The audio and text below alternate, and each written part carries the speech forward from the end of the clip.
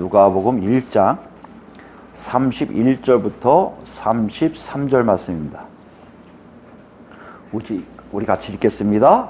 보라, 내게 잉태하여 아들을 낳으리니 그 이름을 예수라 하라. 그가 큰 자가 되고 지극히 높으신 이의 아들이라 일컬어질 것이요 주 하나님께서 그 조상 다윗의 왕위를 그에게 주시리니 영원히 야곱의 집을 왕으로 다스릴 것이며 그 나라가 무궁하리라. 아멘. 지난 시간에 우리 무엇에 대해서 알아보았습니까? 마리아에게 천사가 뭐라고 얘기했습니까?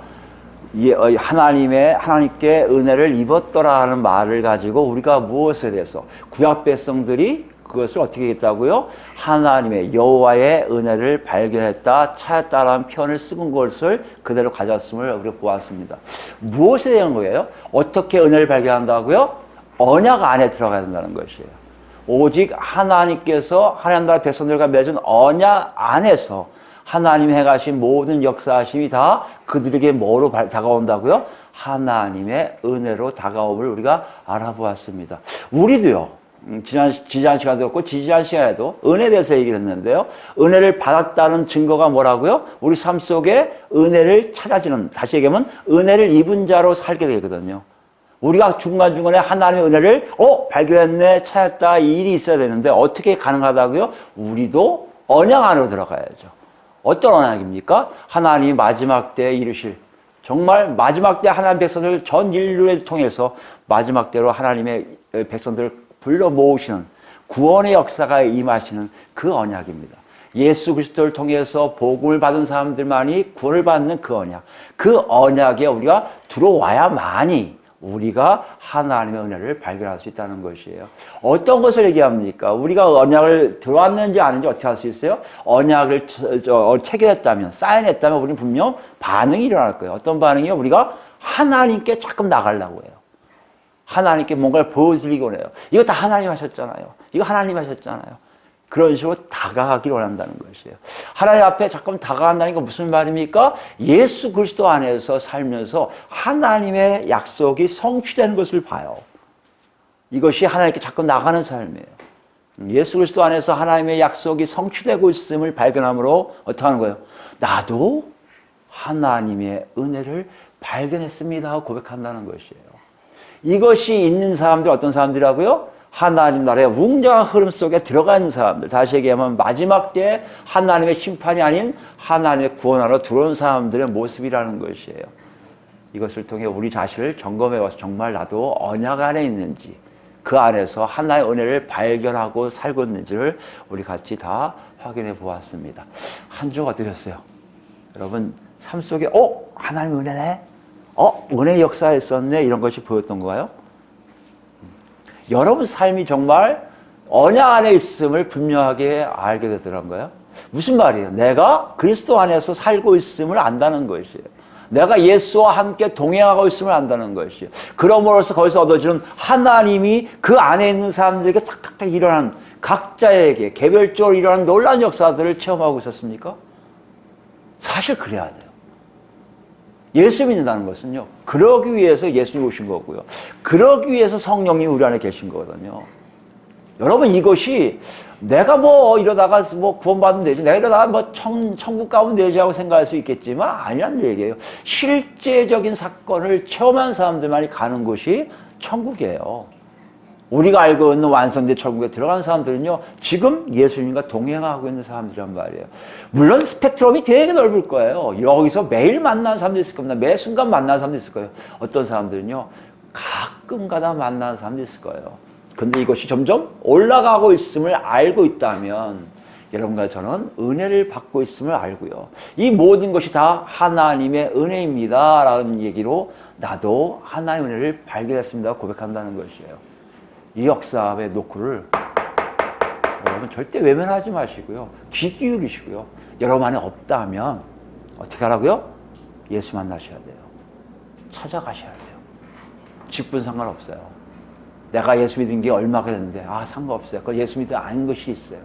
진짜 예수 만나면 그때부터 생동감 넘치는 내 삶 속에 하나님과 동행함이 무엇인지를 알게 된다는 것이에요. 이것이 지난 시간에 우리가 은혜를 발견했다는 것에 노크 속에 우리 삶을 돌이켜보는 건데, 여러분 정말 있기를 원해요. 여기에 오신 이유가 그것 때문에 오신 게 아니라요, 그렇게 살던 사람이 오시는 거예요. 그렇게 살고 있던 사람들이 주일날 우리 같이 하나님 찬양하자 하고 모이는 거예요.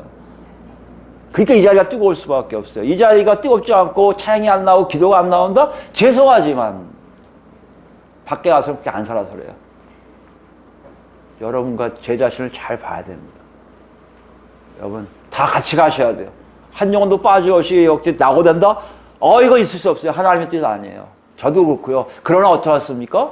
내가 내 스스로 안에서 살고 있지 않다면, 점점 멀어지고 있다면, 경고 사인을 무시한다면, 이건 하나님도 어찌할 수 없는 선택의 모습인 것을 우리에게 알게 하신다는 것이에요.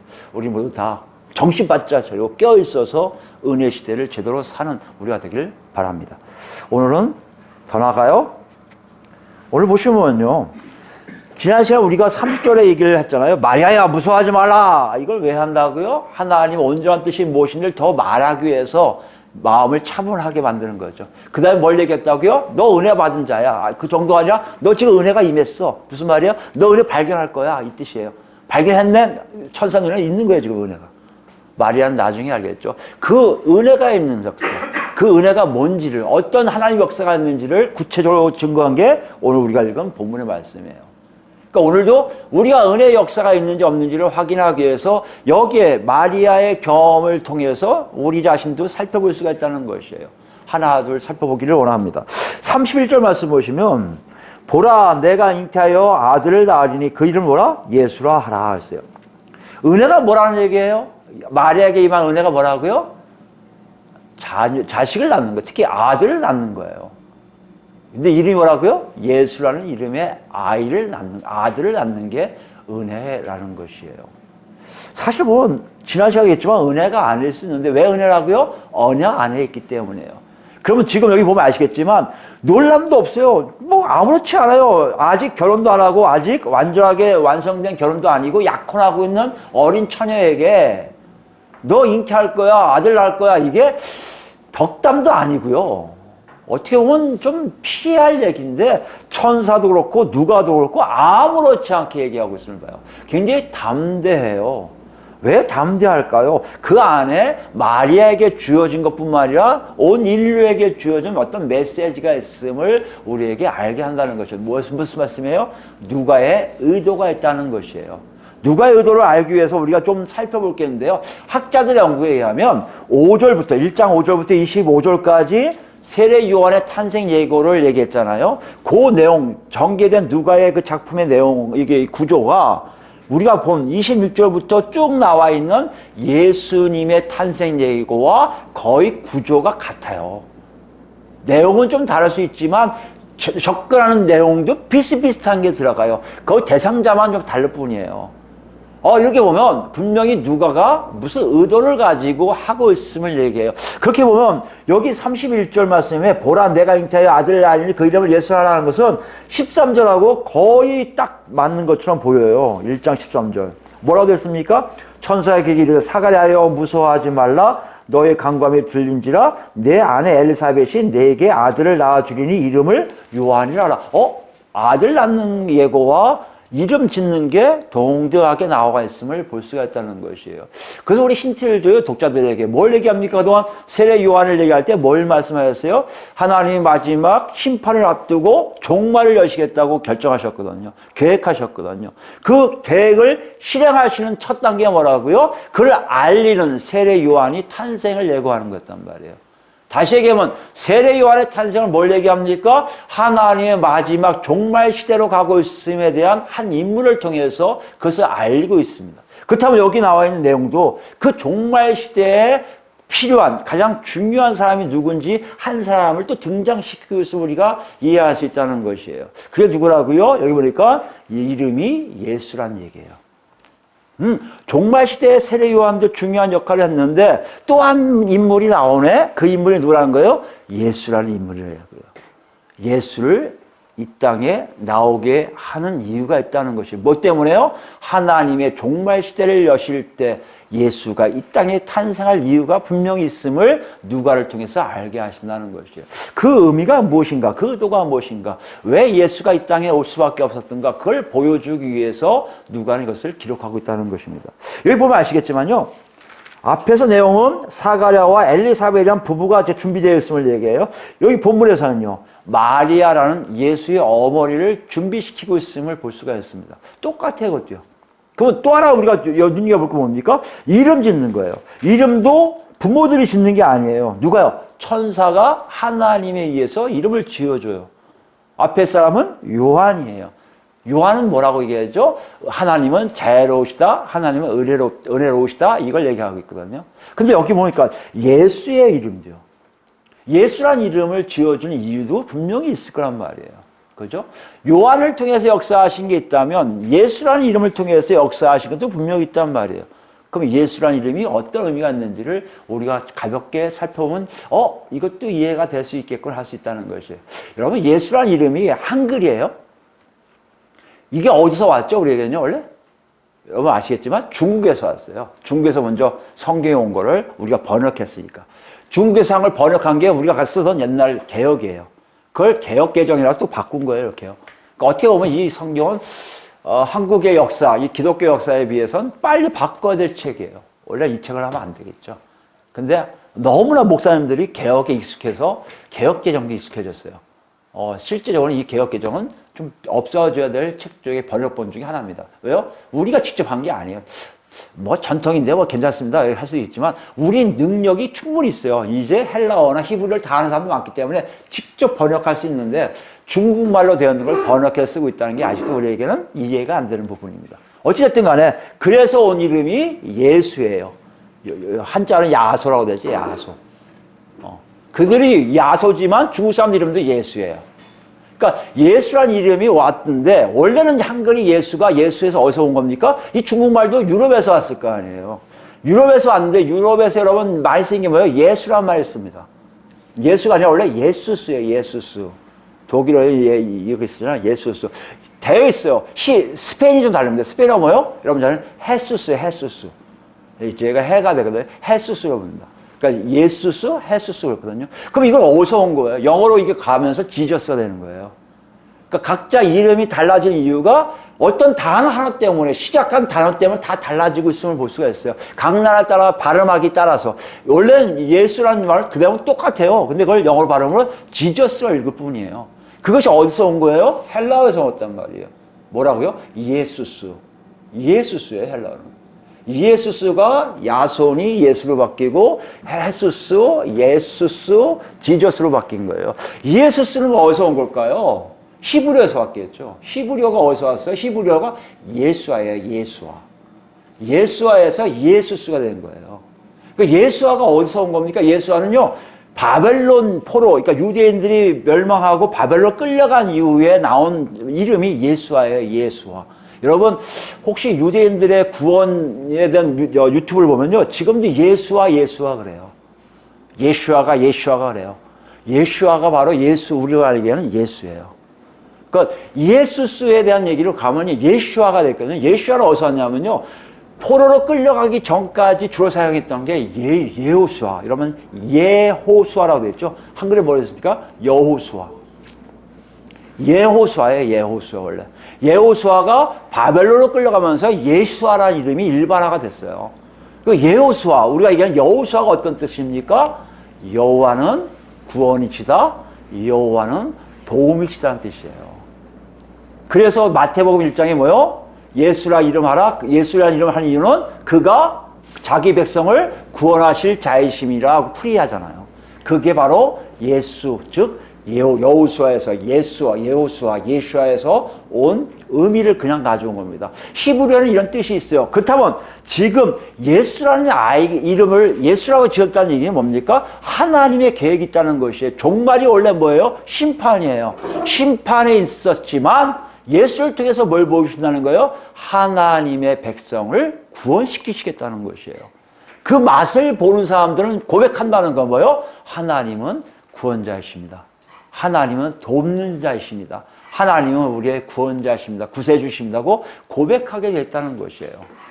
이거를 지금 세례 요한과 함께 또 한 인물인 예수라는 아이를 통해서 하나님은 모든 인류에게 선언하고 계신 거예요. 마지막 때 분명히 심판길이 있는데 심판을 대고 있는 중에 하나님 나라의 백성들 내가 건져낼 거야. 건져내는 작업을 누굴 통해서 하겠다? 예수라는 이름으로 하겠다고 말씀하고 계시다는 것이에요.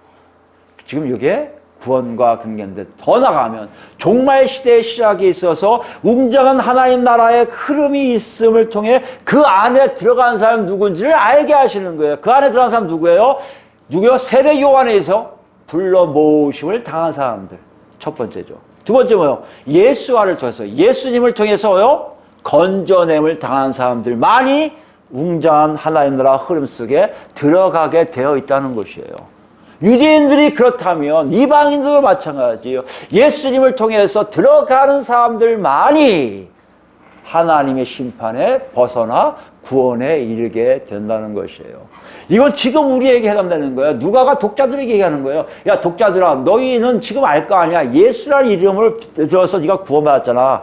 예수님이 죽으시고 부활되시고 승천하셔서 성령 오심에 대한 메시지를 들음으로 그것이 너에게 기쁜 소식이 됐더니 성령이 너 안에 역사해서 너희가 구원받은 백성으로 하나님을 알게 되고 하나님 나라의 웅장한 흐름 속에 자신이 있음을 알고 있는 거 아니니 하는 전제하에 묻고 있는 거예요. 무슨 말이에요? 정말 그 예수가 너를 그 안에 들어간 것을 확실하게 알고 있냐고 묻고 있다는 것이에요. 그것이 여러분에게 있습니까? 똑같이 질문하는 거예요. 그 예수가 여러분을 정말 하나님의 계획 속에 있는 구원하는 자의 모습으로 예수를 보내셔서 그 예수를 믿는 자들은 다 건져내시겠다는 하나님의 약속에 여러분이 포함되어 있냔 말이에요. 이것이 우리에게 지금 시작부터 알려주고 있어요. 누가복음의 저자인 누가는요 그걸 가지고 자꾸 사람들이 접근해요. 예수 그리스도의 복음의 역사임이 너한테 있냐. 이방인들이 너희 특히 유대인의 하나님이 아닌 전 인류의 하나님이신 하나님이 보낸 예수라는 존재를 믿고 너희가 있는지를 보라는 것이에요. 그게 어떻게 알고 있다는 거, 어떻게 할 수 있다는 것이에요? 32절과 33절에 예수가 누구신지에 대해서 5가지가 나오거든요. 그 5가지를 통해서 그 예수를 너희가 만났다면 5가지가 다 너희 안에 있고 인정이 되고 맞아요. 제가 믿은 예수님이 바로 5가지 그분이세요. 한다면 여러분과 저 독자들은 다 어디에 있다는 거예요? 하나님 나라에 들어가 있음을 얘기하고 있다는 것이에요. 그러니까 여러분과 제가 지금 내가 예수 믿은 거 맞는데 예수 믿으면 구원이 있다고 해서 예수를 영접한 거 맞는데 그래서 구원이 있다고 생각하는데 정말 구원이 있을까 하고 질문할 때 누가는 우리에게 뭐요? 5가지를 제시하고 있다는 것이에요. 너희가 이 5가지 안에 있다면 너희는 안전하게 그 안에 있음을 얘기하고 있다는 것이에요. 만약에 5가지 중에 몇 가지 흐릿하게 있다? 여러분 불안하다는 거예요. 아니 전혀 한 가지 없다? 여러분 전혀 그 안에 있지 않음을 얘기하고 있다는 것이에요. 그래서 어떤 의미로 보면 예수님과 우리의 관계를 정확하게 규정할 수 있는 얘기를 누가는 천사 가브리엘이 마리아에게 한 알림의 예언의 말씀을 가지고 우리에게 보여주고 있어요. 오늘은 5가지 중에 2가지만 보겠습니다. 다음 시간에 또 보겠습니다. 2가지를 보겠는데요. 2가지 뭡니까? 32절 말씀 보시면 정말 우리가 예수를 제대로 알고 있는지 우리가 만난 예수가 우리가 정말 예수님이 맞습니다. 당신이 맞습니다. 저는 구원이 있을 거예요 하고 믿었던 그 예수가 정말 하나님이 보내신 예수인지를 알 수 있는 길 2가지를 먼저 보겠습니다. 30절 보시면 그가 큰 자가 되고 있어요. 그가 큰 자가 되고 그는 누굽니까? 예수라고 이름하는 존재예요. 그가 큰 자가 된다는 거예요. 큰 자라는 의미가 뭡니까 여러분? 어떤 보면 기준이 있어요. 어떤 기준인데 기준을 보다 승한 걸 얘기해요. 우월한 걸 얘기해요. 여기에 있는 거는 크다고 안 그러잖아요. 그 무엇보다 비교 대상보다 승한 거, 더한 것이 있는 것을 큰 자라 한단 말이에요. 근데 뭘 비교하고 있냔 말이에요. 덮어놓고 그냥 큰 자네? 이해가 안 되잖아요. 근데 신기한 게 있어요. 누가가요, 우리에게 힌트 주려고 세례 요한을 얘기할 때도 이 단어를 쓰고 있다는 것이에요. 뭡니까? 15절 말씀 볼까요? 15절 보면 이는 그가 세례 요한이 주 앞에 큰 자가 되며 주 앞이라는 단어가 있어요. 주 앞이란 건 뭐예요? 주 앞에 큰 자라는 얘기는 우리가 지난 시간에 보았지만 하나님이 사용되는 큰 인물이라는 것이에요. 여기 보니까 선지자, 성령에 이끌려 사는 선지자의 역할을 하겠다는 거예요. 엘리야와 같은 엘리야 같은 역할을 해서 백성들을 모으는 일을 하는 사람들이 세례 요한이라면 여기 보면요. 예수님에 대해서는요. 그게 그런 게 없어요. 주 앞이라는 단어가. 그냥 큰 자예요. 뭘 얘기합니까? 예수님은요. 세례 요한보다 월등하게 크다는 거예요. 그건 누구보다 더 크다는 거예요? 비교 대상이 없다는 거예요. 비교할 기준이 없어요. 세례 요한이 크게 사용된 존재였다면 예수님은요. 그냥 큰 자예요. 그냥 큰 자라는 얘기가 뭡니까? 누구도 비교 불가의 존재라는 얘기예요. 감히 누가 예수님과 비교하냐 이 뜻입니다. 그러면 이게 이해가 되냐고요? 그 당시 유대인들에게 그렇게 비교 불가의 큰 분은 누구밖에 없어요? 하나님 한 분이세요. 그럼 이게 지금 뭘 얘기하는 거예요? 가브리엘 천사장이요. 예수님이 하나님과 같은 분이란 거예요.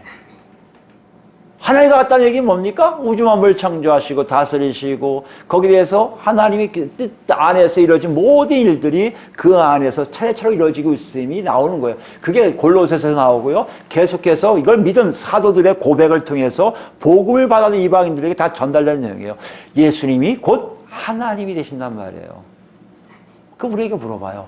정말 여러분 예수님을 하나님을 믿습니까? 이 믿음이 없는 사람이 많아요. 그냥 인물이에요.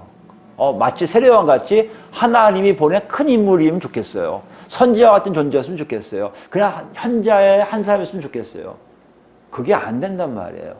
근데 이게 사실 우리에게 이해가 돼요. 이미 예수님은 하나님이시라는 것이 교리적으로 배웠기 때문에 이해가 돼요. 그러나 실제적 삶을 통해서 예수님이 하나님이심을 증거하는 여러분 삶이 무엇인지를 여러분이 갖고 계셔야 된다는 것이에요. 정말 있냐 문제예요.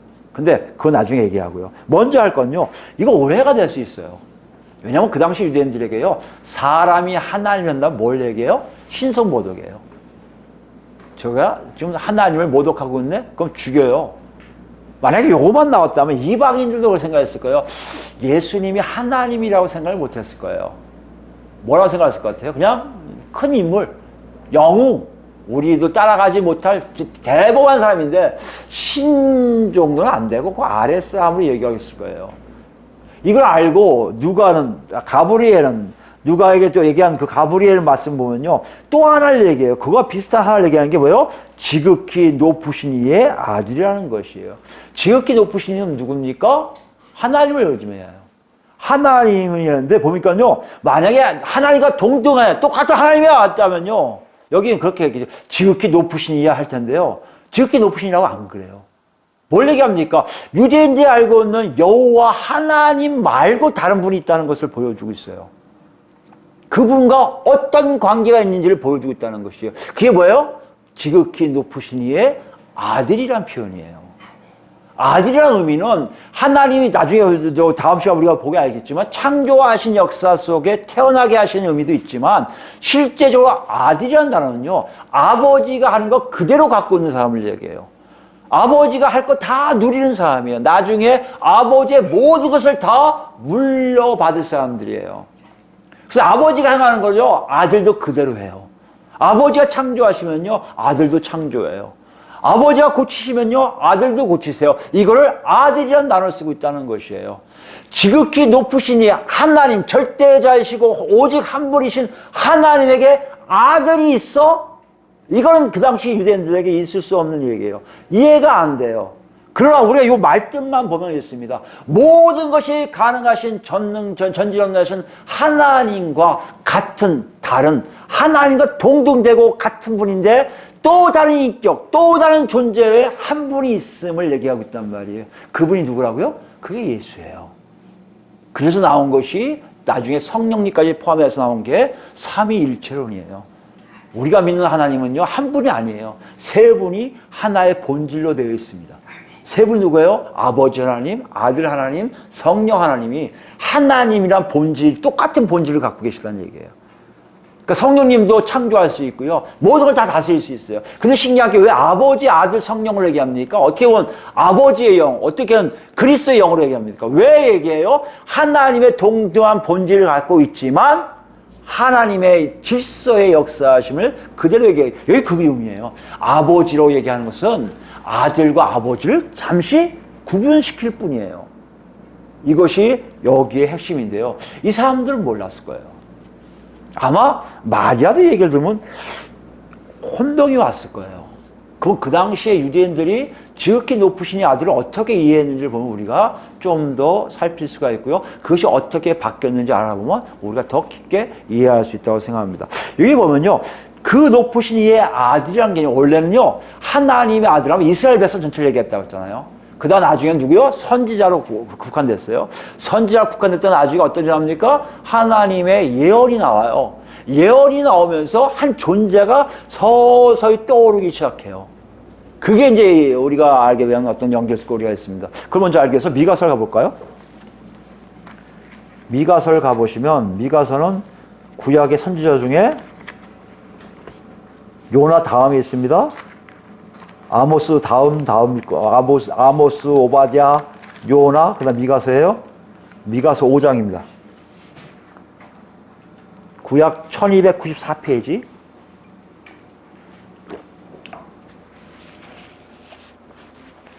아직 유대인들이 심판받기 전의 상태입니다. 그때 미가 선지자를 통해서 하나님이 예언하게 하시는데 예언하는 메시지가 굉장히 독특해요. 그걸 우리가 읽을 수 있습니다. 5장 2절부터 볼까요? 베들레헴 에브라다야. 베들레헴 에브라다하면 에브라다의 지방의 베들레헴이라고 얘기하는 사람도 있고요. 그냥 베들레헴하고 이름이 몇 개 섞였을 거다 얘기하는데 어찌됐든 베들레헴이에요. 베들레헴이 누구의 고향입니까? 다윗의 고향이기도 하고 예수님의 고향이기도 해요. 예수님이 탄생하신 다윗의 자손인 걸 얘기하기 위한 것에 같습니다. 어쨌든 베들레헴에게 얘기합니다. 너는 유다 족속 중에 작을지라도 이스라엘을 다스릴 자가 내게서 내게로 나올 것이라. 그의 근본은 상고에 영원에 있느니라. 다윗 왕 시대가 지난 후거든요. 어떤 존재가 나올 것을 얘기해요. 근데 그분이 뭐라고요? 근본이 상고예요. 옛날부터 있었던 분이에요. 옛날부터 있었다는 얘기는 그 근본이 어디예요? 하나님과 동등한 의미를 지고 있어요. 하나님과 같은 존재라는 얘기예요. 이게 있을 수 없거든요. 근데 이미 미가 선지자를 통해서 하나님은 예언하게 하신단 말이에요. 영원에 있는, 영원 자체도 하나님에 대한 해당되는 언어예요. 영원 상고에서부터 있던 그런 존재가 어디서? 베들레헴에서 나온다는 얘기예요. 그러므로 여인이 해산하기까지, 그 아이가 태어나기 전까지 그들을 붙여두시겠고 그들이 고난받고 여러 가지 힘든 일이 다 당할 거예요. 그 후에는, 해산한 후에는 그의 형제 가운데 남은 자가 이스라엘 자손에게로 돌아오니 그 남은 사람을 쫙 끌어모아요. 어떤 역사가 일어났음을 얘기해요. 종말론 쪽에 어떤 생각을 얘기할 수도 있고요. 나중에 유대 민족이, 유대인들이 다 끌려갔다가 회개하는 것, 돌아오는 걸 얘기할 수도 있어요. 그 어찌됐든 간에 미가 선지자는 아직 멀리 있는데 그것을 지금 얘기하고 있어요. 이사야 그때 같은 시기를 한다면 아직 좀 남아있단 말이에요. 심판까지는. 그런 상태인데 그 의미를 지금 전달하고 있다는 것이에요. 그 중요한 건 4절이에요. 그가 누굽니까? 태어날 사람이라는 거죠. 나올 사람. 여호와의 능력과 그의 하나님 여호와의 이름의 위엄을 의지하고 서서 목축하니. 무슨 말이에요? 자기 능력이 아니라 하나님의 능력, 하나님 이름의 위엄을 가지고 목축한다는 것은 그들을 다스린다는 것이에요. 남은 사람들을 다 끌어모아서 그들을 다스리는 일이 생긴다는 것이에요. 보세요. 그들이 거주할 것이라. 이제 그가 창대하여 땅끝까지 미치리라. 그 다음부터 그 세력이 점점 넓어질 것을 예언하는 말씀이 나와요. 이게 누군지를 모르지만 유대인들, 그 당시 유대인들은 알 거란 말이에요. 베들레헴에서 그런 인물이 하나 나온다네. 이거 다윗인데? 다윗 같은 존재가 또 나온다고? 이미 그들은 어느 정도 이 예언에 대해서 알고 있었단 말이에요. 근데 세월이 지나서 유대가 끌려가는 거 보고 이 사람들은 이걸 낭망했을 거예요. 이때로 생각을 안 하나? 망하기까지 한다고? 그 다음에 다시 돌아오기 전까지 어떤 합니까? 다니엘을 통해서 뭔가를 보여주세요. 7장 가볼까? 다니엘 7장? 다니엘 7장 앞으로 가셔야 돼요. 뒤로 가면 안 됩니다. 앞으로 가셔서 7장 1245페이지 가시고. 다니엘이 환상을 통해서 보게 된 사실을 기록하고 있어요. 이건 언제입니까? 유대 민족이 다 심판받아서 바벨론 다 끌려간 후의 모습이에요. 예루살렘에는 이제 남은 자도 없고 막 그냥 뭐죠? 광야처럼 황량한 땅이 된 상태란 말이에요. 어떻게 보면 지금이 바로 그 시기인 것 같은 느낌이 들어요. 그때 다니엘이 하나님 나라 백성으로서 바벨론에 끌려가서 그 안에서 하나님과 동행하고 있음을 기록한 게 다니엘서인데, 다니엘의 환상을 통해서 뭘 보여주냐면 그 어려움 속에서 분명히 하나님이 이렇게 역사할 것을 보여주세요. 그 중에 하나가 17장 9절 말씀이에요. 내가 보니 왕자가 놓이고 옛적부터 항상 계시라고 했잖아요. 상고, 영원. 아까 비슷한 메시지를 읽었어요. 옛적부터 항상 계신 누굽니까? 하나님이세요. 하나님이 자정하셨는데 그의 옷은 희기가 눈 같고 그의 머리털은 깨끗한 양의 털 같고 그의 보좌는 불꽃이요 그의 바퀴는 타오르는 불이며 불이 강처럼 흘러 그의 앞에서 나오며 그를 섬긴 자는 천천히요 그 앞에서 모셔 선자는 만만이며 심판을 베푸는데 책들이 펴 놓였더라. 무슨 말이에요? 하나님의 심판의 역사하심이 있음을 보여주고 있다는 것이에요. 이 앞에는 뭐예요? 환상이 되는 동물들 환상 나오고 그들 다 멸하신 장면을 하기 위해서 나온 환상이에요. 근데 중요한 게 뭐예요? 그걸 넘어가서 13절 말씀이에요. 내가 또 한 환상 중에 보니 그 환상을 계속해서 보니까 인자 같은 이가 하늘 구름을 타고 와서 옛적부터 항상 계신 이에게 나아가. 보세요. 두 존재가 나오죠. 원래부터 계신 하나님과 다른 한 존재, 인자와 같은 존재가 나온다는 얘기예요. 이 인자 같은 존재가 어떻게 합니까? 그 앞으로 인도됨에 그에게 권세와 영광과 나라를 주고, 그게 누구예요? 인자 같은 이에게 권세와 영광과 나라를 주고 모든 백성과 나라들과 다른 언어들을 말하는 모든 자들이 그를 섬기게 하였으니 그의 권세는 소멸되지 아니하는 영원한 권세요 그의 나라는 멸망하지 아니할 것이라. 뭘 얘기합니까? 하나님의 통치와 같은 역사가 인자와 같은 인사에게 나타나게 되었음을 얘기한다는 것이에요. 미가서에 나오는 선지자에 나온 그 하나님의 능력으로 다스린 사람과 여기에 인자 같은 사람이 쑥 연결되고 있음을 볼 수가 있어요.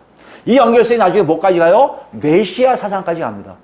마지막 때에 하나님이 부르실 왕, 하나님 다윗과 같은 왕이 나올 거예요. 다음 주에 우리가 볼 건데요. 그 왕이 나타나게 돼 있어요.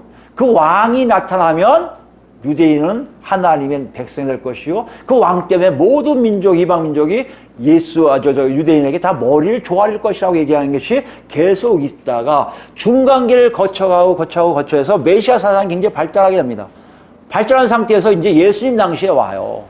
예수님 당시에 왔는데 예수님 당시의 상황을 우리가 제대로 이해를 못 하잖아요. 근데 신기한 게 뭐냐면 여러분 잘 아시겠지만 1947년도에요. 사해 주변에 있던 어떤 한 지역, 쿰난 지역이라고 합니다. 쿰난 지역에 어린 목동이 장난치다가 돌을 던졌는데 무슨 그릇이 깨지는 소리가 들린 거예요. 들어가 보니까 그 책이 있어요. 책이 있어 엿바꿔 보려고 딱 갖다 줬더니 이 사람들이 놀래 자빠진 거예요. 이건 구약 옛날에 쓴 책이란 말이에요. 그게 뭐예요? 우리가 잘 아는 쿰난 문서 혹은 사해사본이라고 얘기해요. 사해사본이 1947년부터 계속해서 발굴되거든요. 근데 거기에 나온 내용들이 좀 달라요. 이사야에서 나온 얘기도 똑같은데 나머지에 이 사람들만이 어떤 공동체가 얘기했을 것 같은 내용이 나온 게 쿰난 문서라고 해서 쿰난 공동체, 쿰난 지역에 이루어질 어떤 무리가 있었을 것이다. 그 무리에 의해서 쓰여진 내용이 좀 있다는 얘기예요. 근데 그 시향이 뭔지 아십니까? 여기에 그 지극히 높으신 이의 아들이 존재하고 있다는 거예요. 거기 단어가 나오면서 뭐라고 했냐면 이 사람이 곧 제왕적인 왕이다라고 얘기해요. 그러니까 메시아 사상이 그대로 이어받았음을 보고 있어요. 그러니까 하나님의 아들, 그 지극히 높으신 이의 아들이 쿰난 공동체에서 기대가 되는 거예요. 그걸 그렇게 해석한 거예요. 이렇게 보면 그 당시 유대인들에게 지극히 높으신 이의 아들 하면요. 뭐요?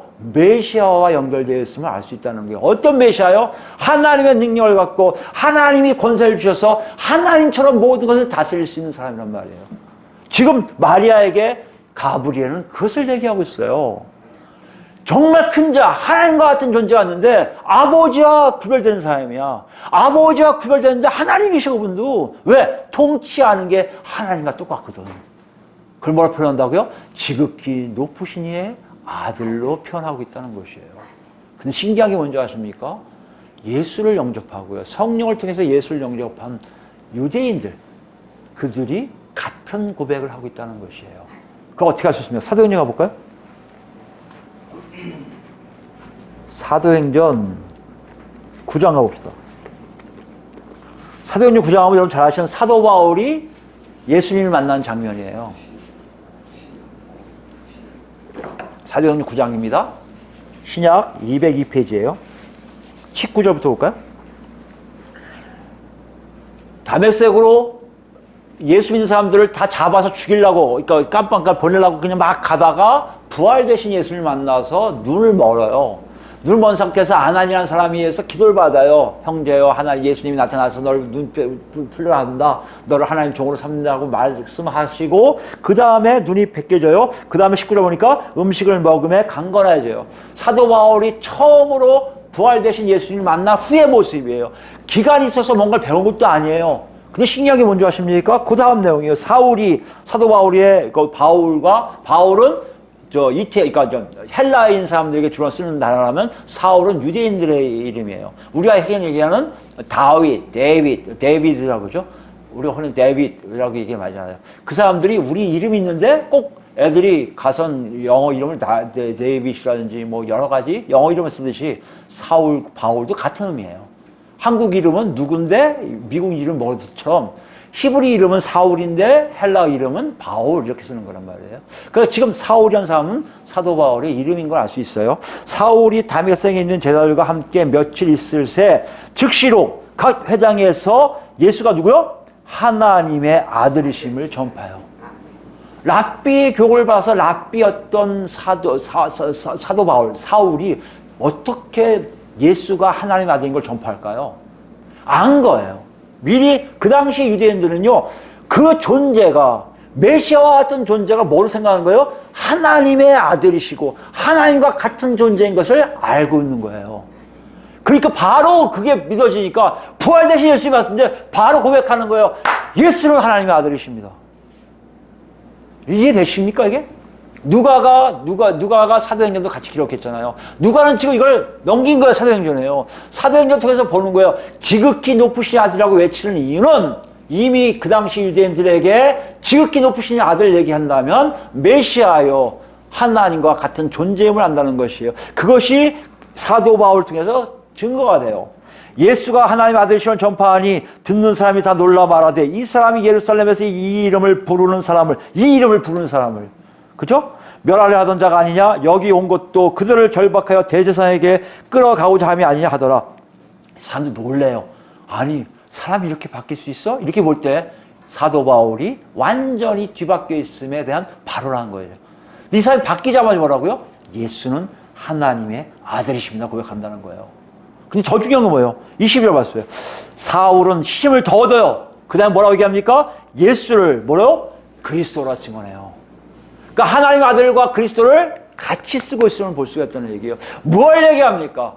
예수를 믿는다는 거예요. 예수라는 이름의 구원, 여호와는 구원이시다라는 이름을 가진 한 사람, 예수라는 사람을 믿으면요, 그 예수가 바로 하나님이시며 그 예수가 바로 하나님의 아들이고 그 예수가 바로 하나님이 세운 마지막 때 왕인 걸 안다는 것이에요. 마지막 때 왕을 한다는 얘기가 뭡니까? 그분께 순종하는 자들만이 살아남을 수 있다는 것을 안다는 것이에요. 그분에게만 모든 권세가 있음을 안다는 것이에요. 하나님의 권세가 그분을 통해 즉각적으로 나타나 있음을 안다는 것이에요. 이게 예수 믿는 사람의 특징이라는 것이에요. 이걸 독자에게 지금 누가가 얘기하고 있어요. 너 예수를 믿은 후에 그런 게 있어? 예수 때문에 너희가 알아지는 것이 뭐가 있어? 그 예수 때문에 너희의 삶이 어떻게 달라졌어? 물어보고 있다는 것이에요. 우리는 어떻습니까, 여러분? 우리는 정말 그 예수를 믿고 있나요? 하나님이시며 하나님의 아들이시며 그리스도이신 예수를 믿고 있습니까? 우린 굉장히 강한 그게 있어요. 굉장히 교리적으로 그걸 철저히 가르쳐요. 이미 세례를 받은 사람들은 세례학습 시간에 이 머릿속에 딸딸 외울 정도는 다 알아요. 근데 신기하게 이 안에 없어요. 이 안에 없는 증거가 뭡니까? 한국교회에서 가르침에 보면요, 예수를요 다 붙여버려요. 아, 그거 당연하죠. 하나님이신데 다 붙여버리죠. 아니요. 지금 예수는 뭘 얘기한다고요? 언약 속의 예수예요. 언약이 어떤 언약인데요? 마지막 때 하나님의 심판이 있음을 얘기하고요, 구원을 이루시기 위한 하나님의 역사 속에 있단 말이에요. 예수라는 얘기는, 하나님이라는 의미는, 하나님의 아들이라는 의미는, 그리스도라는 의미는요, 예수가 나를 구원시켜서 영원한 하나님 안으로 집어넣으시는 분을 이해한다는 것이에요. 모든 초점 관점이 거기에 있게 되어 있지. 다른 것에 있게 되어 있지 않음을 얘기하고 있는데 한국교회는 그렇지 않다는 거예요. 예수가 마치 만능을 위한 요술방맹이 도깨비방맹이 같아요. 심리학을 얘기하는 목사도 예수 이름을 얘기하고요. 번역시를 얘기하는 사람도 예수 얘기하고요. 뭐든지 이해가 안 나면 예수의 이름으로 다 해결되고 그처럼 얘기해요. 예수 이름만 얘기하면 다 된다고 얘기하는 사람은 많다니까요. 아니요. 예수 이름의 권세는 거기에 있는 게 아니에요. 예수 이름 권세는 하나님의 뜻을 제대로 아는 사람들이에요. 마지막 때 하나님의 심판이 있음을 아는 사람들이에요. 마지막 때 그 심판에 벗어나는 것은 예수만이 가능한 것을 아는 사람들만이 예수 이름으로 기도할 때 하나님의 역사하심을 맛보게 있지. 그래서 하나님의 은혜를 발견했습니다고 고백할 수 있지. 무조건 예수 이름만 들면 하나님 이름 들먹기 때문에 된다? 그건 무속신앙이에요. 한국교회는 많은 무속신앙이 많습니다. 만능이 되기를 원해요. 그분 한 분이면 내가 못하는 게 없기를 원해요. 그걸 부추기는 많은 목사들이 있어요. 다 복 받을 겁니다. 예수 이름으로 기도하세요. 선언하세요. 선포하세요.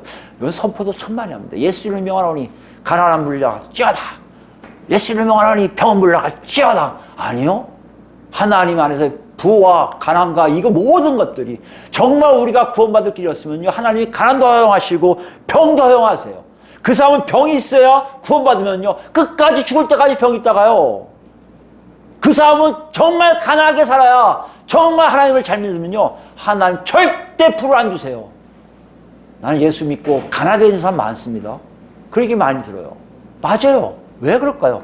그 사람들에게는 재물은 오히려 그들에게 구원의 방해가 되기 때문입니다.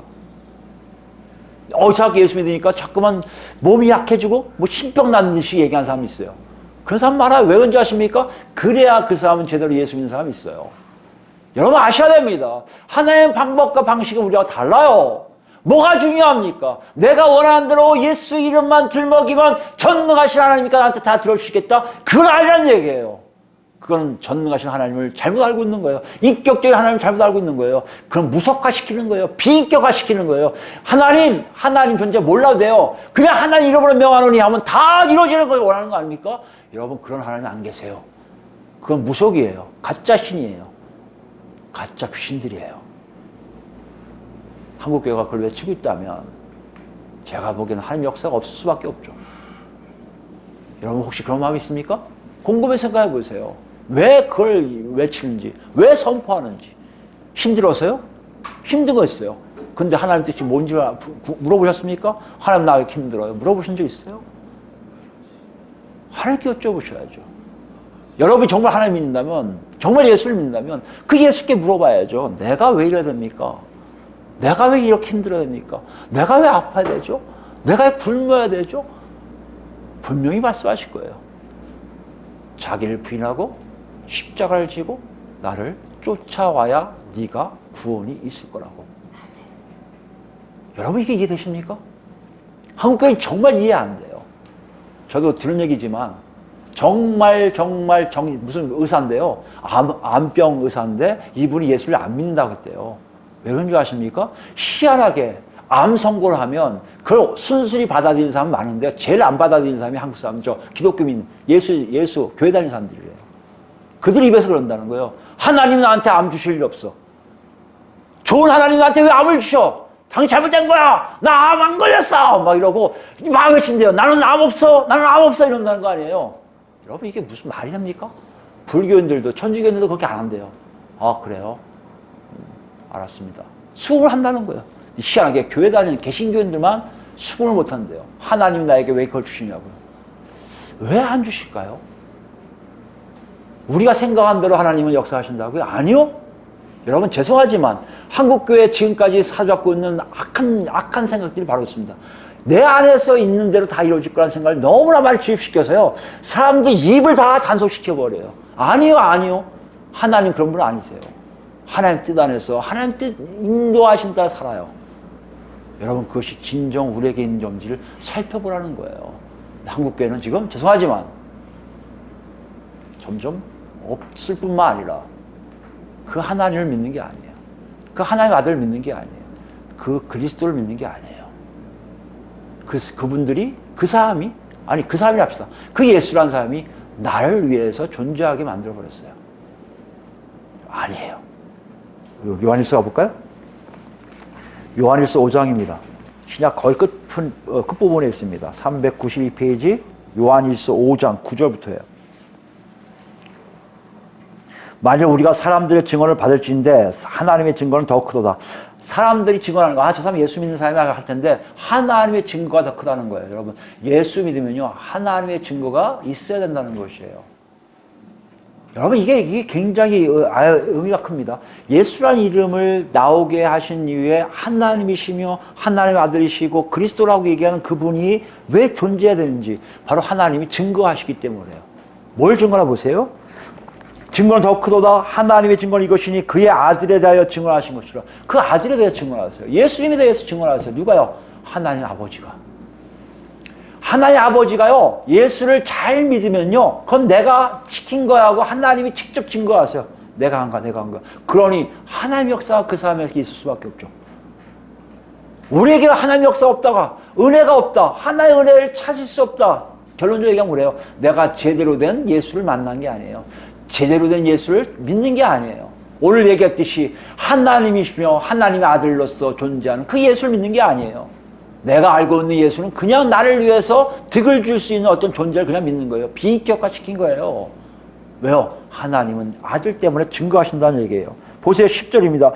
하나님의 아들을 믿는 자는 자기 안에 증거가 있고 하나님을 믿지 아니한 자는 하나님을 거짓말로 하는 자로 만드나니 이는 하나님께서 그 아들에 대하여 증언하신 증거를 믿지 아니하였습니다. 또 증거는 이거 보세요. 하나님을 믿는 것이 자기 안에 증거가 있어요. 하나님 믿는 것을 하나님이 역사하시겠다는 거예요. 이게 없는 사람들은요, 이 안에 그걸 믿지 않아서 그래요. 무슨 예수 때문에, 에이, 마지막 때에 그런 일어나? 에이, 나는 안 믿겠어. 난 예수라는 사람 믿겠지만, 하나님이 뭐 심판을 왜, 나 그거 안 믿어. 그럼 절대 여러분 구원의 길이 없음을 안다는 거예요, 스스로가요. 근데 진짜 많은 사람들이요, 교회 안에 들어온 사람들 중에도요, 예수를 믿는다 하지만, 예수를 그냥 현자로 본다는 거예요. 나에게 교양을 줄 수 있는 분. 그럼 뭐 여기 있냔 말이에요. 여러분, 이 공동체, 믿음 안의 공동체는 그런 게 아니에요. 차라리, 죄송하지만, 딴 데로 가세요. 여러분 아시잖아요. 유명한 분들이 서갖고 증문 즉답하면서 얘기해 준 데 많단 말이에요. 그런 데 가세요. 그거 아니에요. 예수 믿는 거는요, 실제적으로 하나님의 역사하심이 내 안에 있는 것을 아는 사람들의 고백이에요.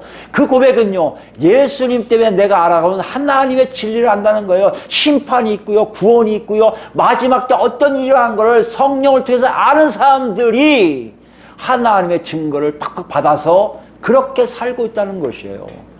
그것이 없으면 거듭남이 없는 사람이요, 하나님을 모르는 사람들이라고 얘기하고, 그거 얘기하고 있어요. 또 봐요. 11절입니다. 또 증거는 이것이니 하나님이 우리에게 뭘요? 영생이란 뭘 한다고요? 하나님과 함께 하심이에요. 영원한 생명은 오직 하나님께만 있어요. 하나님이 함께 하심에 증거가 있다는 것이에요. 이 생명이 그의 아들 안에 있는 그것이라. 왜 어떻게 가능하다고요? 생명이 예수 안에 있기 때문에. 요한복음에 보면 알잖아요. 생명을 이렇게 하나님이 주신 거예요. 그래서 그분이 곧 생명이세요. 하나님이 생명을 만드시는데 그분도 생명이세요. 같은 분이니까. 그러니까 그분을 믿으면요, 생명이 쏙 들어와요. 생명 들어오면 어떻게 알아요? 내가 하나님의 자녀가 된 걸 알아요. 자녀가 뭐예요? 하나님과 동행할 걸 얘기해요. 여러분, 이것이 우리에게 있는 염지를 분명하게 한다니까요. 누가 얘기했을 때 나 예수 믿어요. 증거되고 나 교회 다녀요. 아니요. 내 안에 하나님 계십니다. 제가 못돼서 하나님을 증거할 수 없지만 분명히 제 안에 하나님 계십니다. 이런 얘기라도 할 거예요. 스펙트럼 낮은 분들은.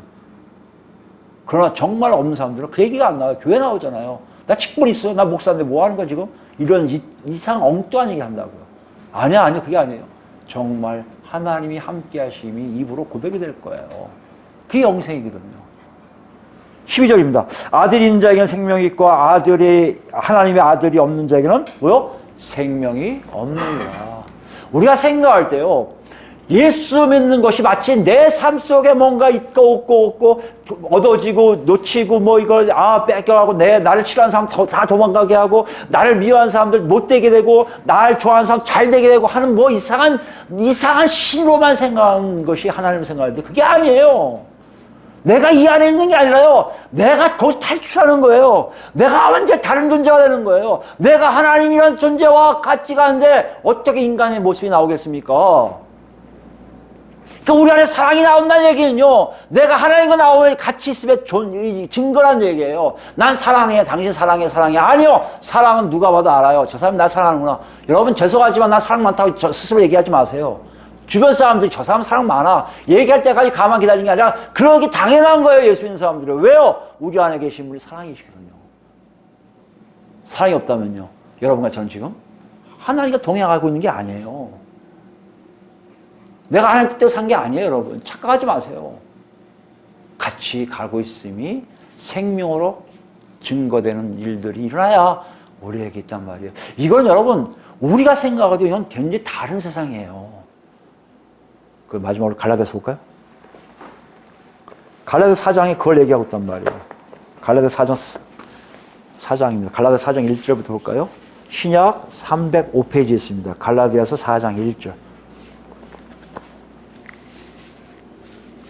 갈라디아서는 원래 유대교에서 온 그리스도를 믿었지만 유대주의적 생각을 갖고 있는 사람, 다시 뭐예요? 할례를 받아야 되고 율법을 지켜야만이 하나님 나라 백성이 된다고 하는 사람들이 갈라디아에 와서 순수하게 믿은 이방인들을 현혹시켜서요, 이들도 율법을 지켜야 되나 보다, 율법 지킬까 하고 미혹된 상태에서 보낸 편지예요. 어떻게 보면 갈라디아서는요, 어떻게 믿는 것이 하나님을 제대로 믿는 것인가 알게 하는 책일 수 있어요.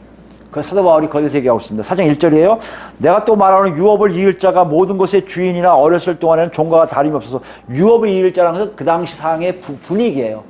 아버지가 돌아가시고 유산을 다 쓰는 사람들 얘기하는 거예요. 뭘 얘기합니까? 마치 예수님이 하나님의 아들이라면 하나님의 모든 것을 다 물려받을 분이라는 거 아니에요. 물려받은 분 아니에요. 그와 같은 모습을 취하는 거예요. 세상 사람들도 같은 이치에 있다는 거예요. 무슨 말입니까? 내가 우리 아버지의 아들인 것을 증명이 되면, 우리 아버지가 돌아가시면 그 재산 모든 권한, 그 능력은 다 내가 소유하게 됐다는 것이에요. 가문의 모든 능력을. 그걸 얘기하고 있는데, 그 아버지가 정한 때까지 후견인과 청지기 아래 있나니 이와 같이 우리도 어렸을 때 세상의 초등학문 아래 있어서 종로를 하였어요. 무슨 말씀이냐면 그같이 커야 돼요. 후견인과 청지기 밑에 있다는 것은 내가 25살 될 때까지라고 아버지가 정해놓으면 25살 때까지 절대 그 유산을 마음 놓고 쓸 수가 없어요. 20살 때까지라면 20살 때까지 그냥 있어야 돼요. 이와 마찬가지로 우리가 예수님 만나기 전까지 삶이 있다는 것이에요. 예수를 제대로 만난 이전의 삶은 분명히 이와 같을 거라는 거예요. 내가 아무리 예수 믿어도 지금 나온 삶하고 그때 삶하고 완전히 달랐음을 보여주고 있어요, 여러분. 희한하게 예수 믿어도요, 예수를 만났어도요, 과거 나라, 현재 나라 똑같은 사람 많아요. 그러니까 마치 목사들도요, 그건 나중에 천국 가면 되는 일이라고 얘기하는 사람 많아요. 아니요. 그거 잘못 알고 있는 거예요. 그건 예수를 하나님의 아들로 믿는 게 아니라 그러세요. 내가 그 사람을 그냥 따라가는 추종자로 남아있을 뿐이란 말이에요. 현자라.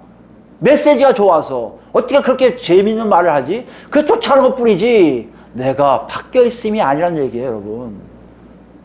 그 얘기하잖아요. 이와 같이 우리도 어렸을 때 이 세상의 초등학말에 있어서 종로를 했더니 때가 참에 하나님이 그 아들을 보내사 여자에게서 나게 하시고 율법 아래 나게 하신 것은 율법 아래 있는 자들을 속량하시고 우리로 아들의 명분을 얻게 하려 하심이라. 무슨 말이에요? 과거 종이었는데요, 이제 뭐요? 아들 됐단 말이에요. 아들과 종 차이는 비교할 수가 없잖아요. 종은 뭔데요? 노예. 아들은요, 마음 놓고 자기 재산권 소유한 거 다 행할 수 있는 사람이란 말이에요. 세상 학문이 우리를 그렇게 억압했다면요, 세상 학문 쪽에서 우리가 종로를 됐단 말이에요. 근데 희한하게요, 예수 믿었던 수많은 사람, 아니 거의 다가 세상 학문이 더 위라고 생각하는 사람 많아요. 그들 방법대로 살아야 한다는 거 아니에요. 세상의 초등학문이 세상의 초등학문이 뭡니까? 세상을 살아갈 때 기초적인 삶의 모습이에요. 세상의 원리를 얘기해요. 세상의 원리대로 살아야만이 내가 살 수 있다고 생각하는 사람이 되게 많아요. 죄송하지만 그 사람들은요, 아직 종된 사람들이에요. 아직 예수를 만나지 않은 거예요. 예수가 하나님의 아들인 걸 모르는 거예요. 하나님이 누구신 걸 모르는 거예요. 그러니까 그대로 살아야 돼요. 이건 이렇게 살아야 그래요? 오케이. 아니요. 이건 옛날 얘기예요. 우리는 방식이 달라요. 여기 보니까 뭐라고 되어 있습니까? 아들의 명분을 얻었다는 거야, 아들. 예수님만 아들 되신 게 아니라 예수가 아들인데요. 정말 예수님은 아들이세요. 근데 예수가 어떻게 해요? 우리가 그 안을 다 들어오게 하세요. 우리가 그 안에 싹 들어가니까요. 우리도 하나님 보시기에요. 아들이에요. 우리는 정말 아들 아니에요. 나 박문정이에요. 나는 박씨반에 태어나서 이 땅에서 이전 기타 저런 짓 많이 한 사람이고요. 어떻게 보면요, 여기서 찌질 갖고 못 쓰고 다 있는 사람인데 갑자기 예수를 만난 다음에 쏙 예수님 하나님 오시는 거예요. 야, 박문정이 너 이제 박씨 아니야. 넌 이제 내 아들이야. 이해되세요? 저는 박문정으로 살면 안 돼요. 저는 하나님의 문정으로 살아야 돼요. 이 달라짐을 여러분 이해하십니까? 이게 예수님이 하나님이시고 예수님이 하나님의 아들이시고 예수님이 그리스도인을 믿는 사람들의 특징이에요. 달라져요. 새 피조물이 돼버려요. 완전히 달라진다고요. 그런데 다음 시간에 나올 겁니다. 왜 달라지는지. 우리가 알고 있었던 모든 것들의 상시에 내가 하나님의 아들의 명분을 얻게 된다는 게 여러분 이해가 됩니까? 이건 유대 당시에도 고대 근동지방에도 지금도 이해가 안 돼요. 지금 하나님의 신의 종어처럼 다 무당들 얘기하지. 하나님의 어떤 관계된 백성들 그렇게 생각하는 사람 많아요. 아니요. 정말 우리는 하나님의 아들의 명분을 가졌어요. 그 뭡니까? 하나님의 능력이 그대로 내 삶 속에 나타나게 되어 있다는 것이에요. 다른 삶을 살아요. 6절입니다. 너희가 아들임으로 하나님이 그 아들의 영을 우리 마음 가운데 보내서 아빠 아버지라 부르게 하셨느니라. 그 영을 보내세요. 누구예요? 성령님이 오시는 거예요. 성령님이 오시니까요. 하나님을 뭘 불러요? 아버지. 더 친근하게 아빠라고 부른다는 거예요. 여러분 상태를 보세요. 정말 예수님을 하나님으로 하나님의 아들로 그리스도로 제대로 믿었다면 여러분 된다고요? 아버지 하나님을 만나게 될 거예요. 아버지 하나님 만나는 게 무슨 얘기입니까? 이 땅의 시스템이 아니에요. 내가 저 안에 들어가 있다는 거예요. 하나님 나라의 웅장함 속에 들어가 있다는 것이에요. 세상은 어떻게든 가고 있지만 그건 나하고 상관없어요. 정말 상관없어요. 어떻게 보면요. 하나님이 저 사람들을 저 세상 사람들이 잘못되면요 내버려둘 수 있어요. 그럼 우리는 내버려두지 않으세요. 우리는 휘어서 잡으세요. 정신 차리게 하세요. 아들이기 때문에 자식이기 때문에. 그래서 아빠 아버지가 나와요. 이 방법을 여러분이 이해를 못하잖아요. 그건 뭐예요? 내가 예수님을 하나님으로 하나님의 아들로 믿지 않아서 그래요. 나는 그저 예수님을 쫓아갈 뿐이에요. 종교적 해결할 뿐이에요. 옛날에는 이런 상을 막 믿었다면 지금은 안 보이는 상 가지고 이러는 거죠. 똑같아요. 차이 없어요. 옛날에는요, 그 무당들한테 해갖고, 그래요? 이거 하고 지금 헌금 내면서 듣는 거 똑같아요. 한국교회가 왜 그걸 버리지 못하는지 모르겠어요. 너무 똑같지 않습니까? 다 줄 서서 헌금 내면서, 고개주에다가 예언받고 나면, 그게 예언입니까? 점이지. 근데 우리 그걸 아무렇지 않게 그게 맞다고 여겨요. 아니요! 하나님 그렇게 안 하세요. 공동체 안에서 예배 드릴 때 하나님의 백성들이 잘못된 거 알 때 개별적으로 은사 있는 사람 통해서 너 이렇게 하지 말라고 하시네 하고 예언하시는 것이지. 내 운세를 떼려고 내가 지금 잘하고 있는지 못했는지 이걸 해야 되는지 말아야 되는지 알아보려고 가는 것이 아니란 말이에요. 여러분 왜 우리는 자꾸만 세상적인 삶을 살면서 내가 하나님 백성이라고 착각하십니까? 아니에요. 그거 아니에요. 우린요 다른 삶을 살아요. 이 당시 얘기하면요 신계 하늘의 영역에 사는 거예요. 하늘의 영역. 에베소서에 나오잖아요. 하나님 계신 곳에 우리가 올려져 가자. 안 틀렸다고요. 그게 무슨 말이에요? 다른 삶을 살아요. 그러니까 얘기합니다. 예수 믿는 사람들 다르네 저놈들. 이상한 놈들이네. 저거 참 이해가 안 되는 놈들이네. 그래서 박해하는 거 아닙니까? 그래서 죽인 거 아니에요. 이상하니까. 우리가 요새 한국교회 그렇습니까? 이상하기 딴 건 이상하잖아요. 상식 이하로 이상하잖아요. 아니요. 우리는 하나님과 같은 존재란 말이에요. 7절 말씀 보세요. 그러므로 내가 이후로는 종이 아니요 아들이니 아들이면 하나님을 보고 말미암아 뭐? 유업을 받아. 유업이 뭐라고요? 하나님이 갖고 있는 모든 것들이에요. 하나님 나라를 소유한다는 거예요. 하나님 나라가 뭡니까? 죄가 없어요. 달라요. 방침이 달라요. 노는 게 달라요. 미워하지 않아. 왜 이런 거 여러분. 하나님 나라가 풍요로운 자꾸 얘기하는데요. 풍요로운 건요. 우리의 먹고 마시는 거예요. 여러분 에덴 동산을 생각해 보세요. 에덴 동산에 배고픔 짜먹으면 돼요. 그거 들고 다니는 사람 있습니까? 아마 들고 다니면 그럴 거예요. 저 멍청한 놈 아니야? 저 왜 들고 다녀? 저기 가면 있는데? 아저씨 놓고 가세요. 그거 들고 와요. 아, 내가 이거 좋아하세요. 가보세요. 많아요. 아, 안 가. 이 꼴이에요, 지금요. 예수 믿는 사람들이 다 그러면 뭔가 착 찾아갖고 하는 건 다 그렇단 말이에요. 왜요? 하나님 나라 그것이 아니거든요. 있거든요. 이러한 양식 다 주시거든요. 우리 이러한 양식 주신다고 얘기를 무진다 하면서도요. 쌓아놔요. 이건 내일 먹을 거. 이거 모레 먹을 거. 이거 급히 먹을 거. 만나 같은 건 다 썩어버리잖아요. 우리 것도 썩어요. 실제적인 사건에 하나님의 유업은 먹고 마시고 있지 않아요. 내 삶이 달라진 질적인 차이예요. 사람을 대하는 게 달라지고요. 사람에게 내 걸 베푸는 게 달라져요.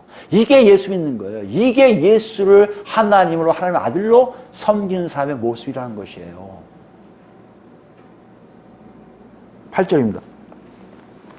그러나 너희가 그때는 하나님을 알지 못하여 본질상 하나님이 아닌 자들에게 종노하였던 옛날 과거를 얘기하는 겁니다.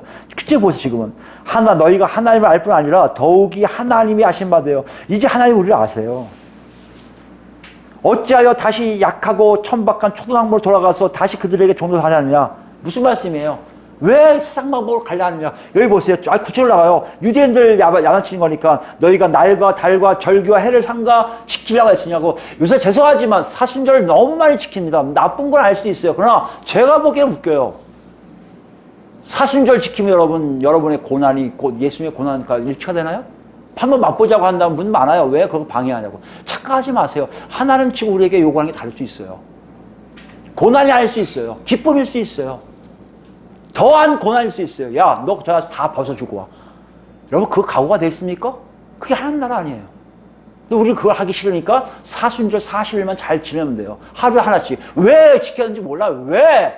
여러분, 사순절 언제 시작한지 모르잖아요. 목사가 얘기해줘야 알잖아요. 의미가 없단 말이에요. 근데 신기하게 열심히 지켜요. 각 방송국만 난리쳐요. 매일매일 한 편씩. 한 구절 읽고 사순절 며칠째입니다, 여러분. 하나님의 예수님의 고난에 대해서 우리 동참합시다. 뭘 동참하냔 말이에요. 동참이 뭔데요?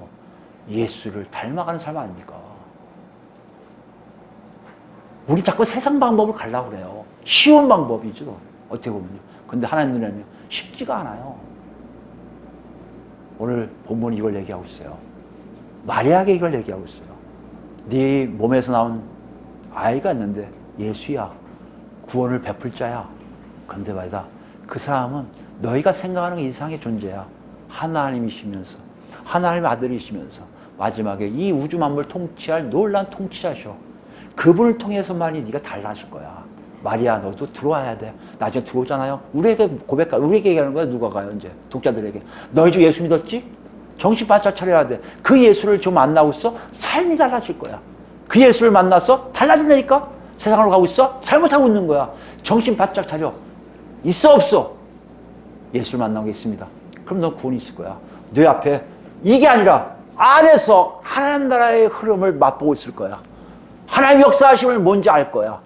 만약에 없다면 넌 분명히 알 거야. 내가 하나님 나라가 뭔지, 하나님 누구신지, 내가 어떻게 사는지 모를 거야. 그럼 얘기한다는 것이죠. 정신 차리고 들어오라고 얘기하고 있다고요. 우리 어떻습니까? 어디에 속해요? 있습니까? 정확하게 누리시고 정확하게 보셔야 돼요. 없으면 이게 착각이에요. 큰일입니다. 없다고요? 들어가시자고요. 예수 믿자고요. 예수를 하나님이시오. 하나님의 아들이심을 정확히 믿자고요. 우리 못하니까 하나님 달라고 기도하세요. 하나님께 맡기세요. 성령님 역사 달라고 하세요. 그때 우리가 바뀝니다. 독자들이 바뀌듯이 우리도 바뀝니다. 지금 누가는 우리에게 그걸 얘기하고 있어요. 그래요! 너희가 진정 하나님 나라의 웅장한 흐름 속에 들어가 영원한 하나님 나라와 동행하여 하나님의 놀라운 우리가 맛보지 못한 놀라운 세계도 다 맛보게 될 거라고 얘기하고 있다는 것이에요. 이 맛봄에 여러분 동참하지 않으시겠습니까? 우리 모두 동참하여 하나님께 영광 돌리는 우리가 되기를 예수 그리스도 이름으로 축원드립니다. 아멘. 기도하시겠습니다. 하나님 아버지 감사합니다.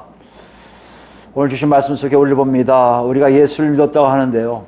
우리 삶 속에는 정말 예수님이 누구신지를 모를 정도로 우리가 정말 예수를 믿었는지를 모를 정도로 혼합되어 있고 미혹되어 있고 옳지 않은 삶을 산 것을 봅니다. 이 시간 주님 말씀하신 대로 살고자 원하오니 주님 우리를 불쌍히 여기사 성령 충만함 인도하여 주시고 다시 한번 예수를 만나서 어떻게 살아야 되는지를 알 수 있는 귀한 은혜를 주여 허락하여 주시옵소서. 우리가 살아가면 살아갈수록 느끼는 것이 많습니다. 우리의 욕심과 우리의 욕망, 우리의 탐심이 얼마나 이렇게 큰지요. 우리의 죄가, 우리의 악함이 하나님 말씀보다 더 좋아서 거기에 매여 있음을 발견합니다. 하나님 아버지, 우리의 못남과 악함을 용서하여 주시고 이 시간에 주님께서 역사하신 놀라운 역사하심을 통해서 이후부터라도 하나님 나라 백성답게 사는 삶이 되도록 주여 인도하여 주시옵소서. 그래서 우리가 맛보지 못한 하나님 나라의 놀라움, 하나님만이 주실 수 있는 놀라운 영광, 하나님만이 함께 하실 수 있는 그 감미로움, 이 모든 것을 맛보아서 오직 하나님만 찬양하며, 그렇습니다, 저도 하나님의 은혜를 찾습니다, 발견했습니다 고백이 우리 입속에 절로나게 한다하실 뿐만 아니라 오직 하나님만 찬양하며 사랑합니다 고백이 우리 삶 속에 늘 있도록 주여 인도하여 주시옵소서. 부족합니다, 나약합니다, 어쩔 줄 모를 때가 많이 있습니다. 하나님, 우리 마음속에 이 처절한 애통한 마음을 허락하여 주사 오직 하나님을 만날 수 있는 길을 주님 예비하여 주시고 인도하여 주실 때마다 우리 모두가 그 안에만 살 수 있도록 주여 허락하고 인도하여 주시옵소서. 이제 우리 주 예수 그리스도의 은혜와 아버지의 극진하신 사랑과 성령님의 감동과 역사와 교통하심이 이 자리에 와서 하나님께 예배드리고 그렇습니다.